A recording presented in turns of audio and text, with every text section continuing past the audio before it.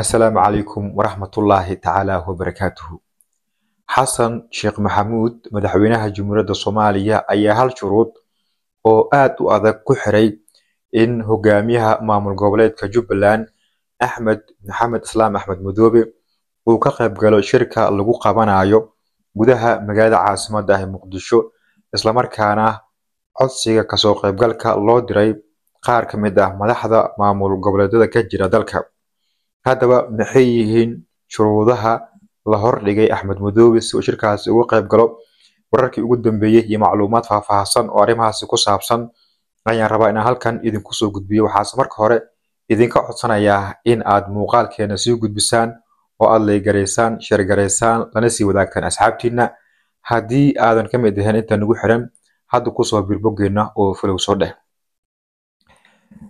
waxaa madaxda maamul goboleedyada ka jira dalka aan ogaanay in loo diray invitation ama codsi ku saabsan in ay yimaadaan magaalada caasimadda ah Muqdisho kana qayb galaan shirka wadatashiga si looga hadlo arrimaha doorashada ee dalka, dastuurka iyo dagaalka lagula jiro kooxda khawaarijta ah oo hadda deegaano iyo degmooyin badan oo ka tirsan dalka ciidanka xoogga dalka ay si wada jir ah iyo kuwa deegaanka uga qabsadeen. ha yeeshee fariimaha emailka ah iyo kuwa qoraalka ah ee loo diray madaxda maamul goboleedyada dalka ayaan ogaanay in laga reebay hogaamiyaha maamulka Jubbaland Axmed Maxamed Islaam Axmed Madoobe. haddaba su'aasha isweydiinta mudan waxay tahay maxaa madaxda kale loogu diray oo Axmed Madoobe looga reebay in shirkan uu ka soo qayb galo? maxayse tahay shuruudda adag oo ay hordhigtay dowladda federaalka ee Soomaaliya oo aan halkan kugula wadaagayo?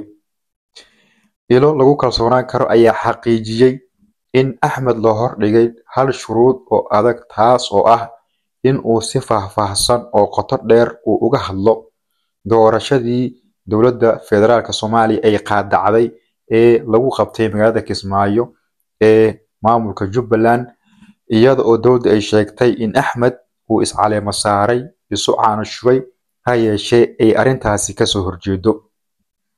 marka hore haddii uu shirkaasi ka qayb galayo waxaa la leeyahay oo shuruudda ay tahay in arrintan uu ka hadlo, uu ka tanaasulo, kadibna dowladda federaalka Soomaaliya ay qaadan karto go'aan ah in ay u aqbasho ka qaybgalka shirka iyo in ay aqoonsato in Axmed Madoobe uu yahay hogaamiyaha saxda ah ee maamulka Jubbaland.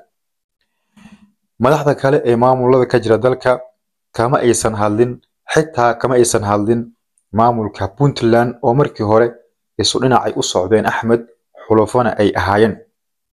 su'aasha kale ee dulhubanaysa isla arrintan waxay tahay Axmed ma qaadan doonaa warkan ka soo baxay dowladda, inkastoo aysan shaacin laakiin ay yihiin kuwa la soo dusiyay oo naloo soo dusiyay?